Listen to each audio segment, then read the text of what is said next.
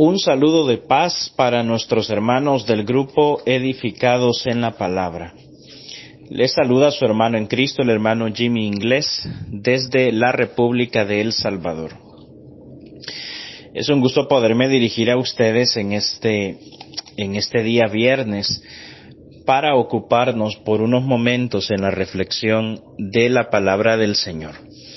El tema que tenemos asignado para este viernes es el primer huerto y su propósito, Edén, el hogar o lugar ideal para el hombre. Así que vamos a intentar profundizar un poco en lo que significó, cuál fue el propósito o los propósitos, si fueron más de uno, por el cual Dios estableció o permitió que el hombre estuviera dentro del jardín del Edén. Así que les solicito que me acompañen a hacer una oración antes de iniciar. Oremos. Bondadoso y eterno Padre Celestial, te damos gracias por todas las bendiciones que nos has regalado. Gracias por permitirnos tener este acercamiento a ti mediante tu palabra y mediante esta oración. Te pedimos, Padre, que llenes de entendimiento nuestra mente, que nuestro corazón esté conectado a ti y que nuestros sentidos estén pendientes para poder escuchar este mensaje poderoso de tu palabra y que pueda tener ese buen efecto por el cual tú lo envías, que pueda ser una palabra eficaz, así como está escrito en nuestra vida. Gracias, Padre, por todo. En el nombre de Jesús te pedimos estos favores y te damos nuestros agradecimientos. Amén. Bien, decíamos entonces que nuestro objetivo es estudiar un poco acerca del huerto del Edén y cuál fue su propósito. Vamos a nuestra lectura en Génesis capítulo 2 y versículo 8 al 14. Vamos a hacer una lectura general de esta porción bíblica y luego nos vamos a quedar extrayendo los elementos importantes y que vayan en concordancia con el título que nos hemos planteado. Dice Génesis 2:8. Y Jehová Dios plantó un huerto en Edén, al oriente, y puso allí al hombre que había formado. Y Jehová Dios hizo nacer de la tierra todo árbol delicado a la vista y bueno para comer, también el árbol de la vida en medio del huerto, y el árbol de la ciencia del bien y del mal. Y salía del Edén un río para regar el huerto, y de allí se repartía en 4 brazos. El nombre de uno era Pisón, este es el que rodea toda la tierra de Ávila, donde hay oro, y el oro de aquella tierra es buena. Hay allí también bedilio y onice. El nombre del segundo río es Gihón, este es el que rodea toda la tierra de Cus, y el nombre del tercer río es Haidekel, este es el que va al oriente de Asiria, y el cuarto río es el Éufrates. Leemos un poco más, dice: tomó pues Jehová Dios al hombre y lo puso en el huerto del Edén, para que lo labrara y lo guardase. Y mandó Jehová Dios al hombre diciendo: de todo árbol del huerto podrás comer, mas el árbol de la ciencia del bien y del mal no comerás, porque del día que de él comieres, ciertamente morirás. Podemos dejar hasta allí nuestra lectura. A ver, la primera idea que necesito que puntualicemos en nuestra mente es que el jardín del Edén, de hecho, era eso, un jardín. ¿Por qué esto tiene tanta relevancia? Tiene relevancia porque casi siempre, cuando hablamos del Edén, nosotros nos imaginamos que era como una especie de paraíso, pero que abarcaba todo el globo terráqueo. Pero no es así. Quizá hemos llegado a tener esa mentalidad, posiblemente por las películas, por las caricaturas que hemos visto acerca de estas porciones bíblicas, y hemos llegado a creer, pues, que Adán y Eva habitaron en una especie como de mundo paradisiaco, pero la realidad es que no es así. Por eso se llama huerto o jardín del Edén. Y un huerto o jardín es una pequeña porción de tierra en la que el Señor puso al hombre, según dice el texto que acabamos de leer, que es el número 2:15, que dice: tomó pues Jehová al hombre y lo puso en el huerto del Edén. Ahora, aquí viene lo que nos parece curioso. Porque Dios puso en esa pequeña porción de tierra al hombre. Y cabe destacar que si era un lugar que podemos decir tenía sus fronteras, tenía sus puntos limítrofes, podemos estar seguros de eso, porque cuando el hombre pecó, ustedes recordarán que Dios puso a la entrada del huerto, dice el texto, a algunos querubines que protegieran el lugar para que el hombre ya no pudiera ingresar. Por eso les digo, esto se trataba como de una porción de tierra a donde Dios puso al hombre, como ya leímos en el verso 15. La pregunta es, ¿para qué lo puso allí? ¿Cuál era el propósito de Dios? Si nosotros retrocedemos a Génesis capítulo 1 y leemos a partir del versículo número 18, dice así, del versículo número, vamos a ver, 27, dice, 26, Jehová dijo, entonces dijo Dios, hagamos al hombre a nuestra imagen, conforme a nuestra semejanza, y señoree en los peces del mar, en las aves de los cielos, en las bestias, en toda la tierra, y en todo animal que se arrastra sobre la tierra. Y creó Dios al hombre a su imagen, y a imagen de Dios lo creó, varón y hembra lo creó. ¿Qué hemos visto en este texto? Que la intención de Dios era que el hombre se volviera el gobernante del mundo. Por eso el Salmo 8 dice que Dios coronó al hombre de gloria y de honra, es decir, el hombre tenía una corona, figurativamente hablando, sobre su cabeza, porque Dios quería que él fuera rey. Dicho sea de paso, el propósito de Dios sigue siendo el mismo. Dios creó a la raza humana para liderar, para tener un puesto de autoridad, y por eso en el milenio nos da precisamente esa labor. Por eso dice Apocalipsis 26, que aquellos que se despierten en la primera resurrección van a ser sacerdotes de Dios y de Cristo y van a reinar con Jesús 1000 años. Ese es el propósito de Dios, que seamos gobernantes. Y ese fue el propósito con el que Adán también fue creado, que fuera gobernante. Ahora bien, ¿cómo era posible que el hombre que acababa de ser creado tuviera sobre sus hombros semejante peso de responsabilidad, que era, como ustedes ya saben, gobernar, y más adelante dice siempre Génesis 1, multiplicarse también, si no había sido entrenado para eso? No era posible que el hombre recibiera una administración tan pesada desde el inicio. Incluso eso es algo que hoy en día sucede en nuestra iglesia. Nosotros no recibimos cargos grandes desde el principio, cuando recién hemos sido graduados como obreros, predicadores o administradores, sino que vamos escalando de manera progresiva.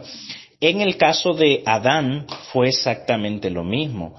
El Edén para él fue algo así como un campo de entrenamiento. Allí dentro del huerto habían animales, habían plantas y habían árboles. Y por cierto, el texto nos va a decir más adelante que también la serpiente fue puesta allí. Y esta serpiente fue puesta por Dios. Esta serpiente es Satanás. Ahora, lo que Dios quería es que el hombre se entrenara, que teniendo contacto con unos cuantos animales, con unas cuantas plantas y con unos cuantos árboles, entonces él pudiera comenzar a, ¿qué les digo?, a generar más habilidades administrativas, porque claro, sería incorrecto creer que cuando Dios le dijo a Adán que él iba a trabajar la tierra, él iba a trabajar la tierra de todo el mundo. Obviamente lo que Dios le estaba diciendo es que trabajar el jardín del Edén. Él tenía que cuidar esas plantas, él tenía que cuidar esos árboles, él tenía que relacionarse con esos animales que estaban dentro del jardín. Pero la intención de Dios es que a medida que Adán iba agarrando experiencia, ese pequeño reino que había comenzado allí comenzara a expandirse por toda la tierra, de manera que Adán ya estuviera lo suficientemente capacitado para esta misión de ser gobernante del mundo.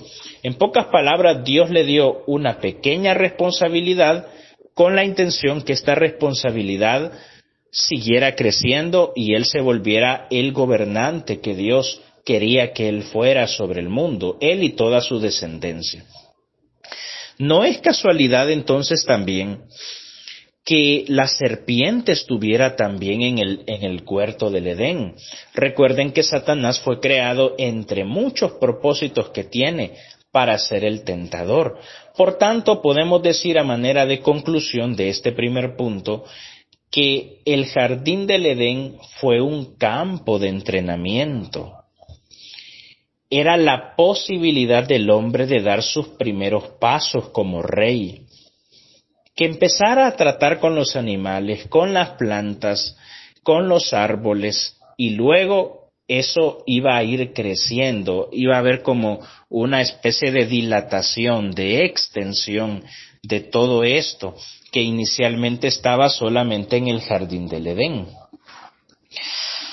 Pero el jardín del Edén no solamente fue creado como un campo de entrenamiento, también fue creado como un hogar.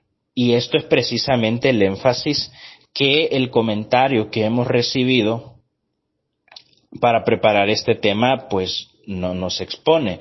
Leemos el desarrollo, dice así: el hombre está pisando la tierra por primera vez en la historia de la humanidad, en medio de un campo exuberante, lleno de colorido, verdor con flores silvestres, frutas y animales de toda especie. Ahora, ¿qué significó, qué propósitos tuvo el Edén según este material que nos han enviado? Dice, primero, es un lugar real, un huerto plantado por Dios. Importante esta parte que nos acentúa que el Edén era un lugar real. Digo esto porque la teología moderna asegura que Génesis, desde el capítulo 1 hasta el capítulo 11, a donde se habla sobre el incidente en la Torre de Babel, eso habla el capítulo 11, que toda esa porción bíblica no tiene nada de histórico, sino que se trata de un mito, solamente son mitos como narraciones legendarias del pueblo de Israel, pero que no es una historia real. Eso significa que según los estudiosos modernos, Adán y Eva no fueron seres reales, ni tampoco Noé, ni tampoco su familia, ni Caín y Abel, ni absolutamente ninguno de los personajes comprendidos entre el capítulo 1 y el capítulo 11.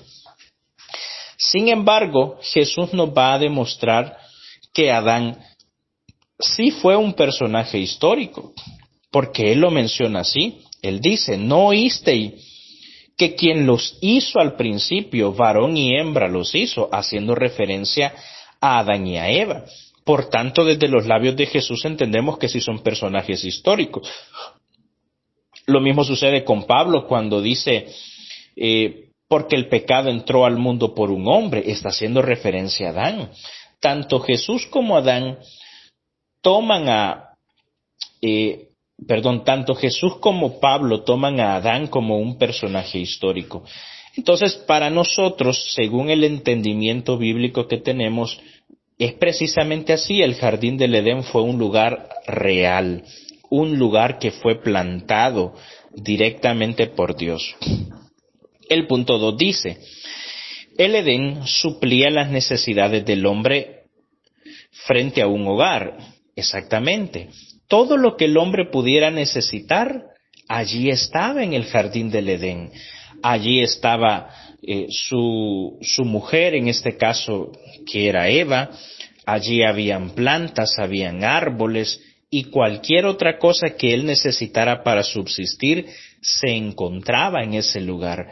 Por tanto, se puede decir que el Edén no solamente era un campo de entrenamiento, sino que también era un lugar de refugio, un espacio para que Adán pudiera recrearse, crecer. Dice el punto 3. El Edén suplía la necesidad del hombre de belleza, alimento y entorno espiritual. Eso es otra cosa también. El hombre no solamente está formado por lo que come, también el hombre necesita algo así como una experiencia visual de lo que hay a su alrededor y eso también le forma. Es por eso que es necesario que nosotros no solamente estemos involucrados en todo lo que tiene que ver con la iglesia, pero no tengamos un espacio para nosotros mismos. Nosotros también necesitamos un momento para salir un momento, ver la naturaleza, ver el mar, tener recreación. El Edén era un lugar así para él. Adán tenía la posibilidad de posar sus ojos sobre toda aquella hermosa creación, sobre aquellos animales que en ese tiempo tenían mansedumbre, que no se comían entre ellos, aquellas bellas plantas, todos sus colores, los árboles frondosos, en fin, era algo que llenaba también el corazón de Adán. Dice el punto 5, el Edén suplía la necesidad, punto 4, el Edén suplía al hombre la necesidad de vivir para siempre. Por supuesto, allí estaba el árbol de la vida y Adán efectivamente, contrario a lo que algunos creen, sí comía del árbol de la vida. Por eso precisamente fue sacado para que ya no echara mano de él. Pero el propósito de Dios era que él viviera para siempre. Entonces, para él, allí estaba el árbol de la vida eterna. Ahora, yo creo que el Edén en este sentido puede ser como una figura de nuestro hogar. Nuestro hogar también tiene que ser un árbol de vida, algo así como un lugar para conocer a Jesús, para conocer al Padre, para estudiar las Escrituras, para conocer la voluntad de Dios y tener la instrucción que necesitamos para conocer el camino correcto y alcanzar la vida eterna. Dice el punto 5. El Edén suplía la necesidad del hombre de ejercer libre albedrío, su capacidad de decidir. Por supuesto, es lo que dijimos hace un momento. Allí estaba la serpiente en el huerto del Edén. Y la serpiente, desde el principio, como dice Jesús en Juan 8:44, era mentirosa y homicida. O sea, Dios la creó con intenciones malignas para que fuera un medio de tentación o para probar la fidelidad del hombre. En este caso, es así como Dios pudo permitir a Adán ejercer su libre albedrío. Obviamente, nadie puede ejercer libre albedrío, que para quienes no lo sepan, libre albedrío significa capacidad de decidir, pero nadie puede tener libertad de decidir si solamente tiene una opción. Si el hombre hubiera tenido como opción única el bien, entonces prácticamente hubiera sido como un esclavo del bien, pero no hubiera sido un ser libre. Por eso era necesaria la existencia del mal, para que el hombre tuviera la capacidad de elegir entre lo bueno y lo malo, y así buscar voluntariamente a Dios o rechazarlo voluntariamente. Lamentablemente en esta prueba el hombre fue vencido, como ustedes ya saben, y hasta el día de hoy seguimos acarreando las consecuencias de su mala decisión. Punto 6 dice, el Edén suplía la necesidad del hombre de agua e irrigación. Lo que significa que el hombre también no solamente tenía sus alimentos allí, sino también fuente de agua. Finalmente dice, pero se necesita de algo más. El hombre requiere de una residencia, un hogar donde descansar, donde vivir. Este pasaje abarca las características distintas que Dios diseñó para la residencia u hogar. era ahora el huerto del Edén, el paraíso más bello para refugio del hombre. Es lo que les decía, aquí podemos hacer una buena comparación. El Edén puede ser comparado con dos cosas. Número uno, con nuestro hogar. Con nuestro hogar. El Edén es comparado con nuestro hogar porque nuestro hogar tiene que ser una fuente de satisfacción, de paz, de tranquilidad, y es por eso que debemos esforzarnos tanto por mantener la paz, el respeto, la reverencia, la espiritualidad, porque si bien estamos siendo bombardeados por el mundo, por redes sociales, en nuestros trabajos, en nuestros lugares de estudios, con nuestros vecinos, estamos siendo influenciados a cosas malas, a costumbres que van en contra de la voluntad de Dios, a prácticas destructivas, pero el hogar tendría que ser como un lugar para poder recibir instrucción, para recibir fortaleza y para ser formados, así como Dios quiere que seamos. Y en segundo lugar, el Edén también puede ser comparado con la presencia de Dios, porque la presencia de Dios es nuestro refugio. ¿Y cuál sería el llamado aquí? A que no descuidemos aquellos hábitos espirituales que nos permiten estar en contacto con Dios. Cosas como nuestra oración diaria, como nuestra lectura de la Biblia. Vean ustedes de qué manera hemos distorsionado nuestras oraciones, que prácticamente se han vuelto oraciones por pura costumbre, solamente por cumplir el compromiso de orar y ya. Pero no es una oración en la que realmente se entable una plática sincera entre Dios y nosotros. Por tanto, tenemos que regresar al modelo correcto de oración. De la misma manera, nuestra reflexión en la Biblia prácticamente se ha vuelto únicamente enmarcado en nuestra vivencia como iglesia, pero no en nuestra vida diaria. Es decir, hay quienes solamente estudian la Biblia en la iglesia, pero no lo hacen de manera personal. Por tanto, si nosotros queremos hallar refugio en la palabra de Dios, un Edén, un oasis de agua, un lugar de alimento, necesitamos enfatizar o dedicar tiempo al estudio de la Biblia también. Bien, hermanos, vamos a dejar hasta aquí esta reflexión, esperando que el Señor se haya manifestado en favor de ustedes, que les haya hablado según su propósito, y espero que el Señor añada muchísima más bendición a este mensaje. Vamos a hacer una oración. Amado Padre Celestial, te damos a ti las gracias por este tiempo que nos has regalado para poder meditar en tu palabra. Te agradecemos, Señor, porque nos has permitido leer esta porción bíblica e intentar extraer cada una de estas enseñanzas que tú tenías preparadas para nosotros hoy. Te pedimos, Señor, que si hay algo que debemos cambiar, tú nos ayudes a poderlo cambiar según tu fortaleza, que tú nos des la fuerza para serte fiel. Y te pedimos también, amado Padre, que nos ayudes a practicar aquellos hábitos que nos permitan acercarnos más a ti. Queremos buscarte cada vez con más sinceridad, con más amor. Ayúdanos, Padre, a ser siervos fieles, obedientes, y que podamos hacer de nuestros hogares también un refugio, un manantial de agua que pueda causar satisfacción a quienes viven acá, en cada uno de nuestros hogares. Así, amado Padre, te pedimos estos favores y te damos gracias por todo, en el nombre de Jesús nuestro Salvador. Amén. Muchísimas gracias, hermanos, por su atención prestada y que el Señor les bendiga mucho. Paz a vosotros. Un saludo de